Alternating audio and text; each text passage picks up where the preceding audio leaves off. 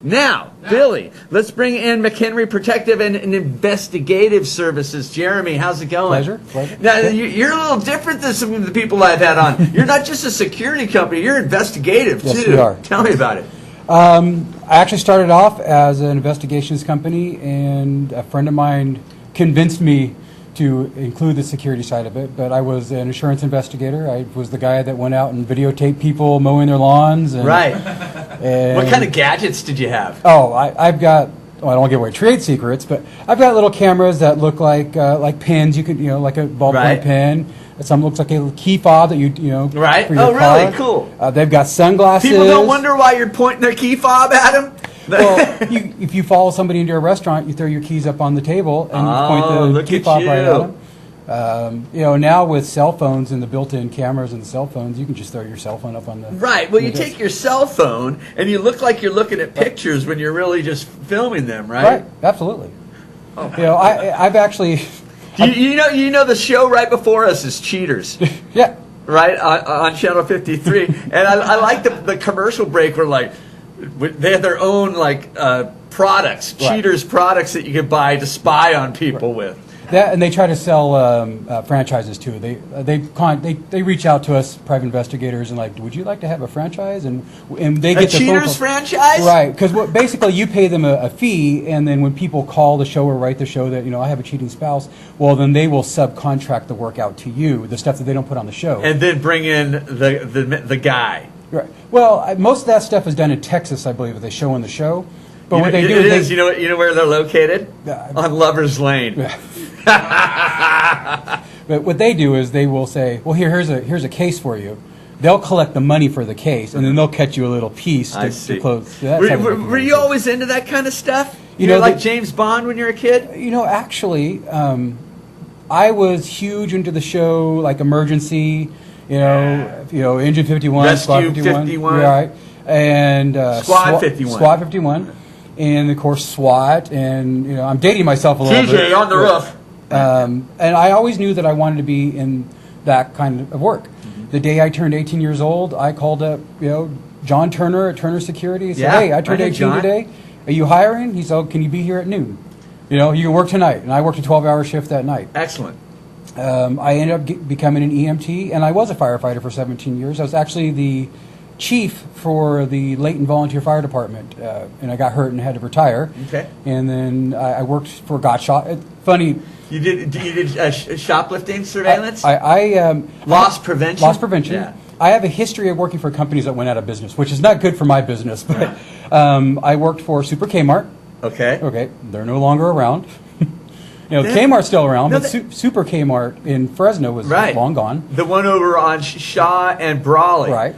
The best place to people watch was Super Kmart. At 3 o'clock in the morning, people would be grocery shopping, and you know what kind of condition you're in grocery shopping at 3 o'clock in the morning. Well, I was the guy watching the cameras. I can't believe you'd be hungry. For sure. But they would steal a lot of alcohol. We would arrest a lot of people all night. But then I went to work for Long's Drugs. How creative do people get when they do that?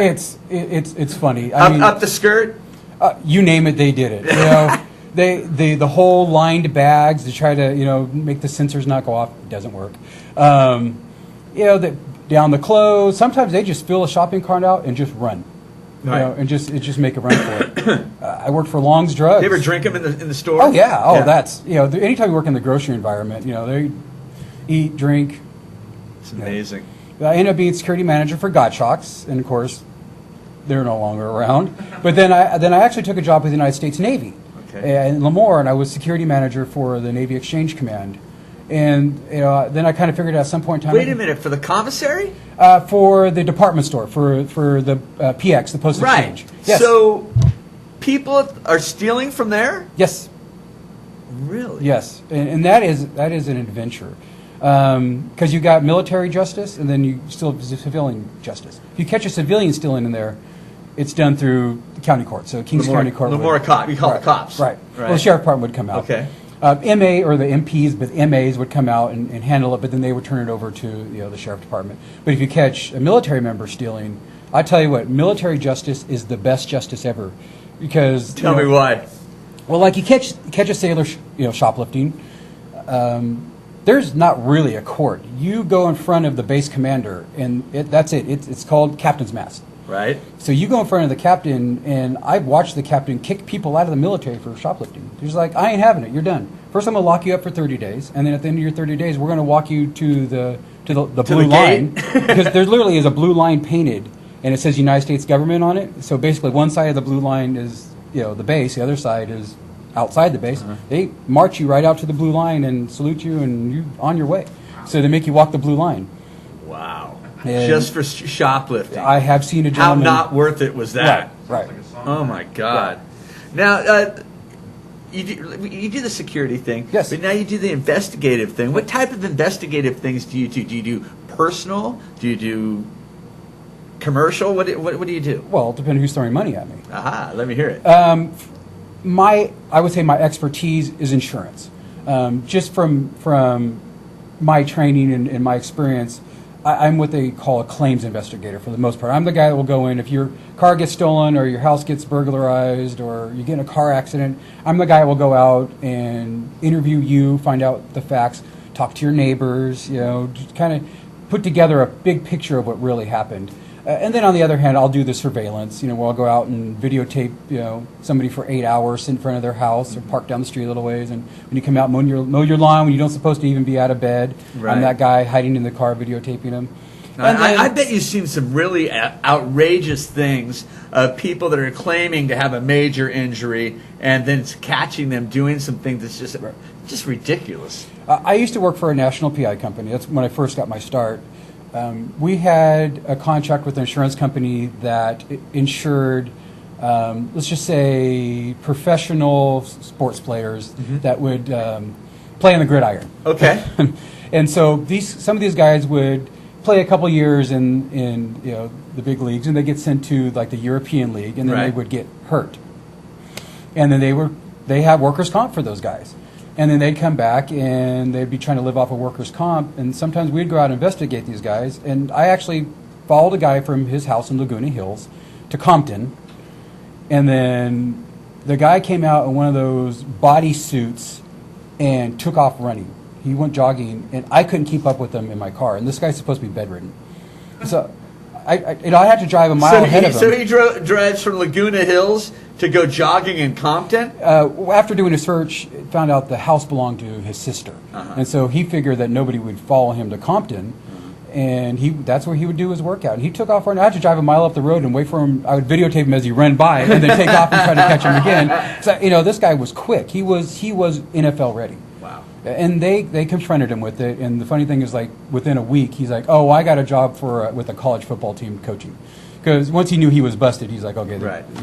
There's a big penalty if you're caught for that, isn't there? There is. Well, what happens if you're caught with insurance fraud? You can go to jail. Depending on what county you live in, because some counties pursue it more than others. Kern County actually has, like, big billboards when you drive down the highway that they actually have, like, a prosecutor that's his job, is insurance fraud. Wow. And if more counties... And more counties should be like that, because that drives up everybody else's premium, right? It does. Absolutely. Tell me about some personal things that you do. Just a regular person calls you up. Well, we do the cheating spouse thing. You get a lot of those calls? I would say probably about once a month I'll get a call for that. In California, it's not as big a deal. More women or men? It's about 50-50. Really? Yeah. And, when they call up, like, okay, tell me why you feel this way. And I have to say it, I think I'm an honest, businessman. And I try to say, in California, it's community property. It doesn't matter. If you catch them cheating or not, it's not going to help your case. But if it's going to help you feel better, So these are people that might be in the midst of a divorce and they're looking for some extra meat to throw out in court? Or they just want answers. Most times they have their suspicions. And so they just want somebody to prove that they're right. And usually when I talk to them, like, well, tell me what you're feeling. What do you see? What do you hear? And they're like, oh, this, and this. I'm like, you don't need me. Just confront them. Right. Confront her. But, a lot of times they're just like, I want video. And then when you give them videotape, they don't believe you. That's why you get your money up front. The security business. Yes. It's changed a lot. It has changed a lot. When I started doing security in 1990, compared to today, there's a whole, I teach the class so you can get your license to be a security guard. And there's a whole section now just on terrorism, which we didn't have pre 9/11. And what it really came down to is someone actually thought that, hey, wait a minute, there's twice as many security guards out there than there are law enforcement officers. And we are at the food processing plants, bridges, and we're protecting places that are high terrorist targets. And I feel like, I don't know, 20 years ago or so, that if you're a security guard, people are like, ha ha ha, you're a security guard. But it's gotten some really serious now. It has. They're carrying, a lot of them are carrying guns. I do. You do? Yes. Stun guns, the baton things, all kinds of things. But the training has been a lot better too. Yes. I bet a lot of security guards end up going into law enforcement. It is a stepping stone for the younger guys. It's funny because you'll get the guys that want to get into law enforcement. So from 18 to 21 until they're able, that's what they do to get a little get their feet wet. And then you get the guys that are retiring from law enforcement that want something to do. So you get the both sides. Probably a pretty good hire for you too. I've got several guys that are retired corrections officers, and that's. When people hire you, sometimes is that their request? I have to say that the industry, it's so wide.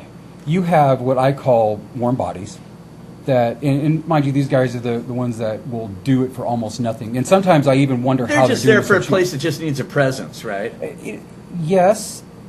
Yeah. And they're paying low dollar. They're trying to get as cheap as they can. And so I'm sure they don't want just a guy walking around that's what we call, a warm body. They expect a little bit more, but that's what they get. And then you've got, you got the higher end. I like to say that we're right in the middle because, Turner Security, CIS, those are the big boys in town. And I know where my place is. And I'm good friends with John Turner. I've known him since 1990. I go see him every once in a while. He's actually probably one of my best salesmen. With stuff that he doesn't want, he's like, hey, give Jeromy a call. And which means a lot to me because, that means a lot for John Turner, the biggest security company in town to say, no, you don't get that big by not doing it right. Right. And I worked for him and his dad because his dad ran the company when I first started working there. So I know where I fit in the middle, and I actually believe I provide better customer service than those guys because they are so big. I still go out, like this past weekend, I was at the Makers Fair for Fresno Art Museum. Tons of people. Yeah, I was in a uniform walking around with my guys and gals. And the Fresno Zoo, we had 16 guards for their big event on Sunday. I was there walking around, providing security for the Fresno Zoo. That's two pretty good gigs for you, huh? Yeah, I do have, I have some really good contracts. I want to say 90% of my work is word of mouth. Very little marketing I've done. Well, if you got room for 10% more business, we got your number on the screen right there. Absolutely. Is that the best way to get a hold of you? That's our website is probably one of the best ways to get a hold of us. What's the website? It's MPIS.info or McHenryprotection.com. It takes you to the same place. All right. I like the shortened one. Yeah. Smart of you. Yeah, it's easy. Okay. Jeromy, it's good talking Chuck, to you, man. Pleased to meet you. All right. Call up McHenry Protective and Investigative Services. Tell them you saw them right here on The Buzz. We're going to take a quick commercial break.